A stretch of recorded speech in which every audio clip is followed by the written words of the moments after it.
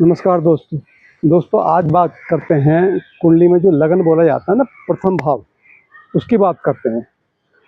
लगन से हम बॉडी को देखते हैं, चरित्र को देखते हैं, संपूर्ण जो हमारा वजूद है, जो मैं उसको देखते हैं।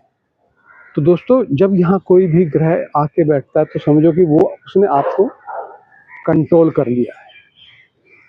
आपको वो चीज़ करनी ही पड़ेंगी, या वो चीज़ मिलेंगी। उन चीज़ों को आपके जीवन में मिल गए, वो चीज़ें आप ना कहो या हाँ कहो, उससे कोई फ़र्क नहीं पड़ता, वो चीज़ें आपके पास आएंगी ही आएंगी।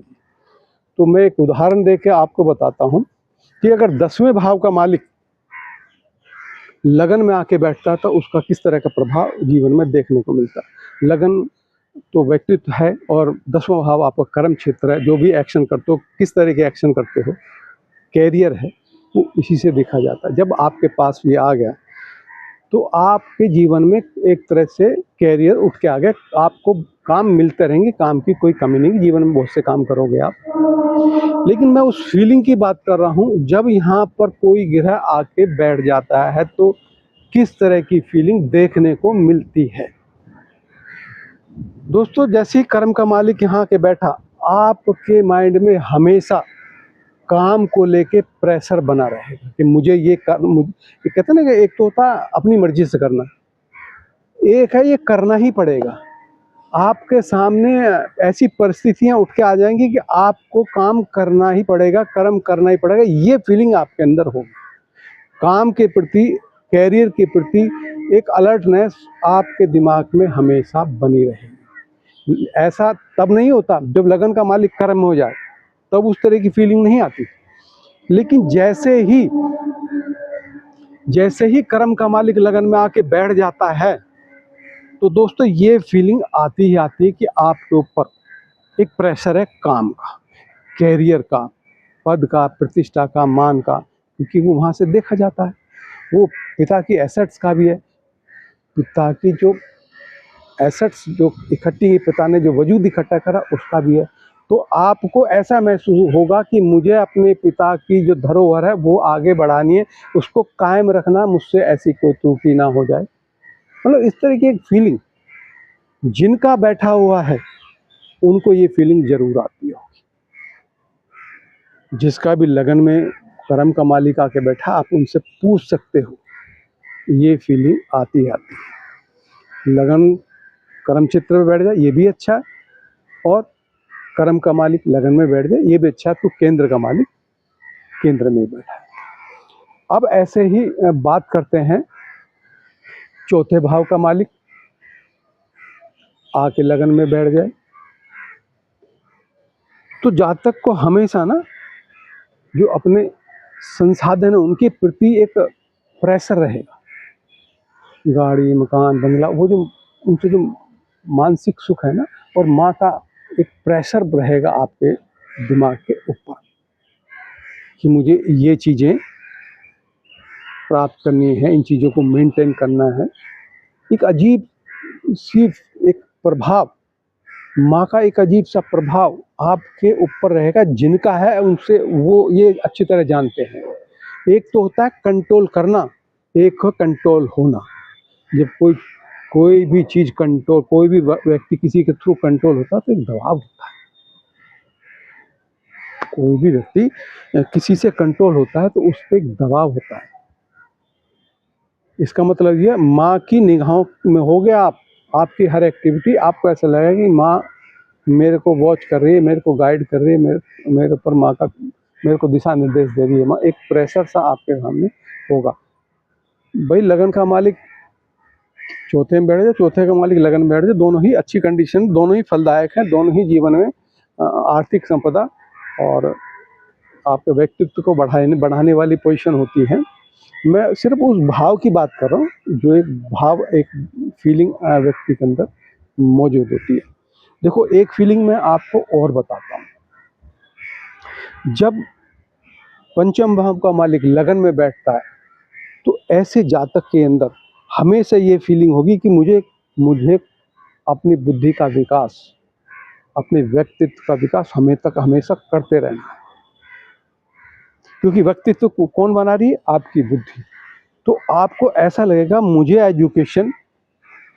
एजुकेशन इसलिए सीखनी है क्योंकि मेरे को अपना व्यक्तित्व बरकरार रखना। आपके अंदर ना कुछ भी सीखने का एक ज़बरदस्ती सीखने की पोजीशन आएगी, ऑब्स्टेकल आएंगी, समस्या आएंगी, तो आपको ये नॉलेज आप हमेशा आप कहोगे मेरे तो पढ़ाई पीछा ही नहीं छोड़ रही, तब से मैं पढ़ाई मैंने बचपन से की है कि मैं आप पढ़ लिए बहुत नहीं, किसी ना किसी रूप में एजुकेशन आपको मिलती रहेगी।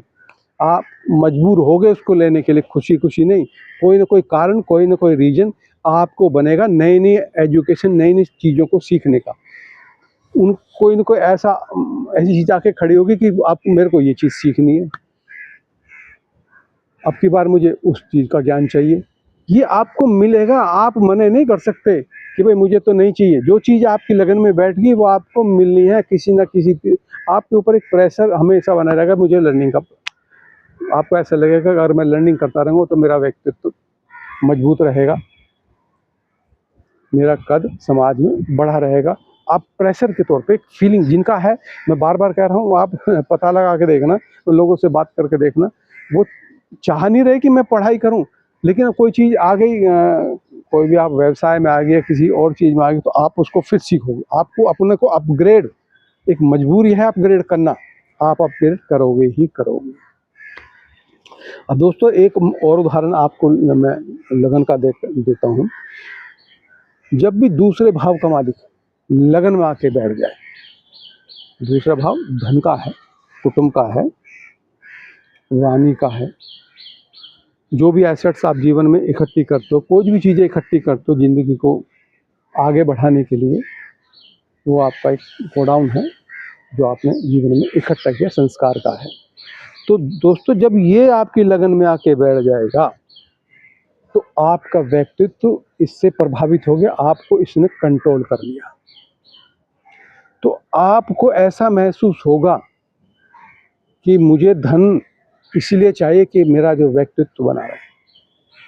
अगर धन घटा तो आपको बड़ा पेन फील होगा, आपका व्यवहार बदल जाएगा, आपको धन कमाने का, धन की चाहत का हमेशा प्रेशर रहेगा आपके ऊपर। हमेशा कुटुंब की मान्यताओं का, परिवार की मान्यताओं का एक ऊपर प्रेशर बना रहेगा। वो कई बार ना झेलने की वजह से आप कुटुंब से दूर जा सकते हैं। आपके ऊपर हमेशा, मुझे जो स्पीकिंग पावर है उसमें सुधार करने के लिए आपका अंदर जो विचार उस तरह का चलता रहेगा, भाई मुझे एक्यूरेसी के साथ बोलना है। इसमें लर्निंग करता रहेगा। कई आदमी होते हैं बड़ी अच्छी इंग्लिश की नॉलेज होती है लेकिन वो बोल नहीं पाते उतना अच्छा, उन्हें मेहनत करनी पड़ती है, क्योंकि दूसरा भाव वाणी का एक खाना पीछे गया तो वाणी का उनको उस स्किल को सीखना पड़ता है, बार बार उसको प्रैक्टिस तामर ये चलता रहेगा। लेकिन अगर लगन का मालिक दूसरे भाव में बैठ जाए तो ऐसा नहीं है, वो गिफ्टेड होकर आया, वो तो लेके ही आया, कोई वाणी के अंदर बैठा है, उसकी स्पीकिंग बार लाजवाब है। तो ये एक तरह का जब लगन में आप कोई चीज़ बैठती है ना तो उसका एक प्रेशर होता है, वो चीज़ करने का प्रेशर आपके ऊपर बना रहेगा और आपको करनी पड़ेगी, आप ना नहीं कर सकते। वो आप लिखवा के लाएं कि आपको वो करना ही करना है, आप मना नहीं कर सकते। दोस्तों और एक मैं उदाहरण आपको देता हूँ कि अगर छठे भाव का मालिक लगन में जाके बैठ जाए तो आप कहोगे ये रोग रिपुरन छठे भाव का वहाँ पर जाके बैठ गया, ऐसे में क्या होगा। तो दोस्तों ये जो विकार है ना, इसका जो प्रेशर आपके ऊपर बना रहेगा, आपकी बॉडी में काम, क्रोध, लोभ, मद, मात्सर्य, रोग रिपुरन ये उठ के आ गए हैं। इनसे बचने का हमेशा ये आपको, क्योंकि पहला खाना धर्म का भी है, आपका धर्म आपको बार बार इस चीज़ से आगाह करेगा कि ये विकार है, इनसे सावधान हो जाइए।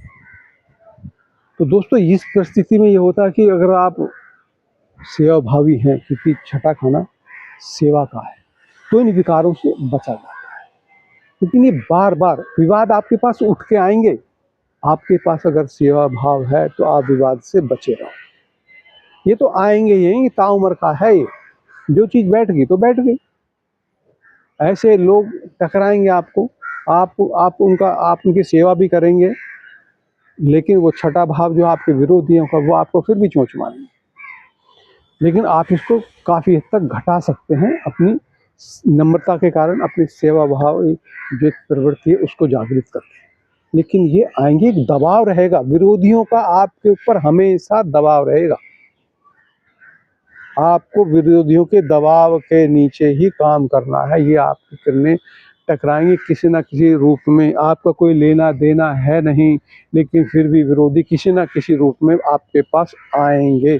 आप में कितनी नम्रता है, चाहे वो फ़ोन करे, कोई किसी का लेना किसी से नहीं है, आपको फिर भी शामिल करेगा, आपको फ़ोन कर देगा, और फ़ोन पे ही आपका दिमाग क्या कहते हैं वो हो जाएगा। तो ये होगा, आपके अंदर ये क्षमता होनी चाहिए, एक सेवा भाव होना चाहिए।